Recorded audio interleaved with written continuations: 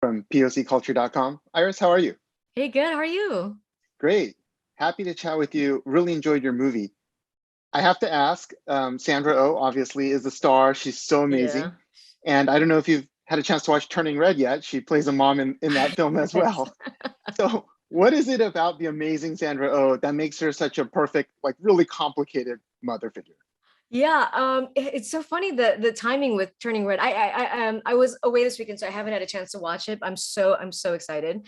Um, but it is funny kind of how she does I guess play this sort of spectrum in two very different kinds of movies and genres, but like still tapping into sort of like the mother-daughter themes. And I think it's not just a coincidence that that we're exploring this relationship, because it's just it can be so intense and informative. And I think especially with sort of immigrant families, I mean, it's not completely unique to us, but like I think in that context where family comes to a completely different country and it forges that bond in a stronger way, or in a particularly intense way, where a lot of times the parents are reliant on their kids to just function in the space. And so it does bring a different kind of dynamic to the parent child relationship. And that was something definitely that that I wanted to explore. And even for Sandra's character, where she thinks that she's not doing it, but she's doing exactly the same thing that her parents did. And I think that's just like the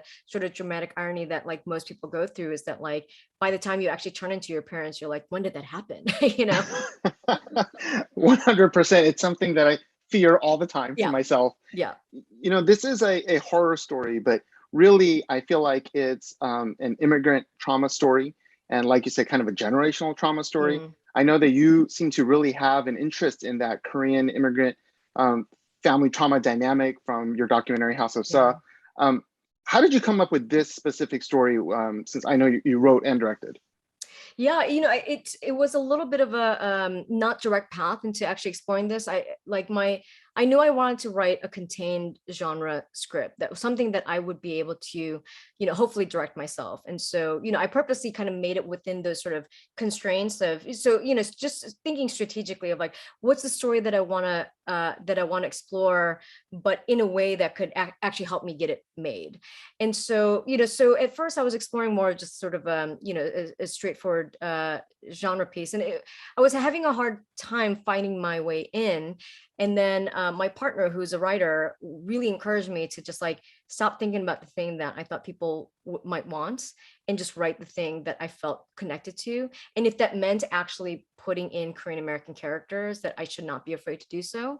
Because I really thought, okay, it's who's gonna let me make this movie, And so it was definitely something very fear based, in the sense that like I'm not sure if people are ready to embrace this kind of story. And so I think coming from that sort of authentic sort of lens of just like, what are the things that I can draw from my experience? And it wouldn't be portrayed literally, but like what is it that I want to explore? And it's a lot of questions about identity, both in the sense of like cultural identity, but even like the mother-daughter identity for Sandra's character to grapple with.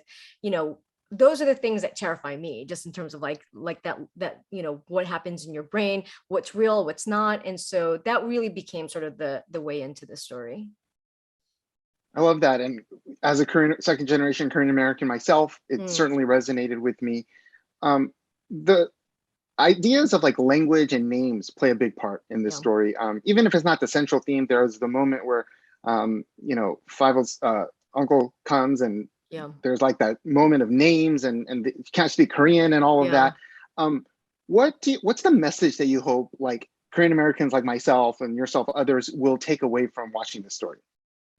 Yeah, I mean, yeah, I'm so happy to hear that, that that's something that you sort of recognize, because it was, so for example, the name thing, right? I was born with a Korean name. And when I got my citizenship when I was 19, I was so tired of people mispronouncing my name that I changed it to Iris.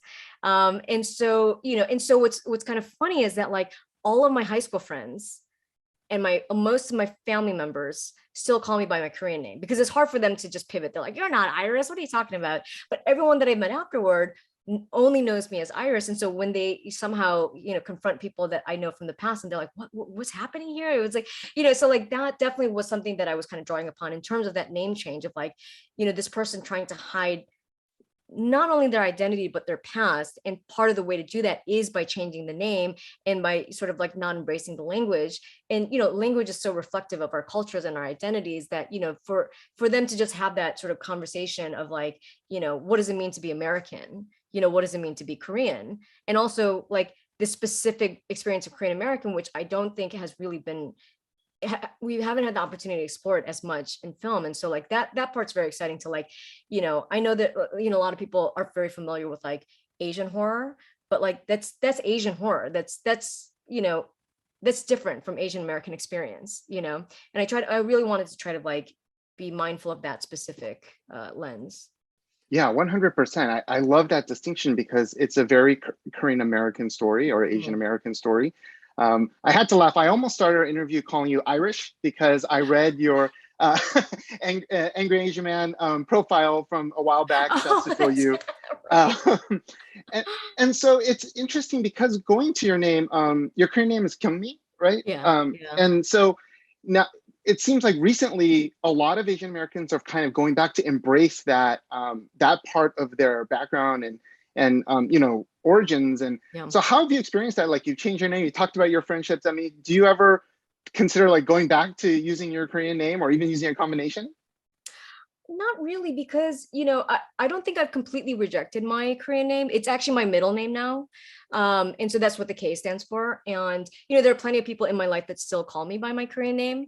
But I think part of it is just like a little bit of like the I don't want to call it the hassle, but like the little bit of inconvenience of like having to sort of pivot. And I've also spent, I think now, more time being Iris than legally being Iris than Kyungmi. And so it has become part of my identity. So regardless of the fact that it came from sort of my attempt to not necessarily assimilate, because it's funny, like I had this conversation with my brother where when I first decided to change my name, he was like giving me so much shit about it, and I was like, your name is Jay, like that is your Korean name, like it's much easier for you, and so just like the sort of like the process of like, I acknowledge that like if you don't speak Korean, it can be very hard to pronounce, and I can't fault anyone for that, so it just really just becomes a kind of what am I going to embrace? And so I basically just like embraced both sides of that, the name. Yeah, I get it. Even before I even said it for this, I was a little anxious about it. I have to ask you about Yeah, Sam Raimi. This film is being released under his production banner. yeah. Did you get a chance to pick his brain at all or work with him? Did he give you any advice that was helpful? Yeah. I mean, he was really present during the development process before we sort of took it to studios, and he was a great resource just in terms of his experience and just being such a horror icon. But he was also really good about understanding, like from the very beginning, that the relationship aspect of this story, that it was important to preserve the journey of these characters, not just having to face the supernatural entity, but to face the character and the humanity behind each of these characters. And so that part was really great, working with him and just working with such an icon. That's great to hear. And I thought that part really came through. My very last question for you before you wrap up is, where can we find the best Italian beef in Chicago? Oh my God. Well, I'm a sucker for Portillo's, so that's sort of my go-to. Have you been to Chicago? I've been once, it's been a while, but the next time I go, I'll Go to definitely look that Portillo's. up. Yeah. Well, Iris, I really enjoyed the film. Congratulations. It's awesome to have a Korean American writer director for a film like this with Sandra starring in Fievel. And so I just look forward to more. Congratulations on this Thanks so film. much, Ron. Great talking to you. Likewise, take care. Bye.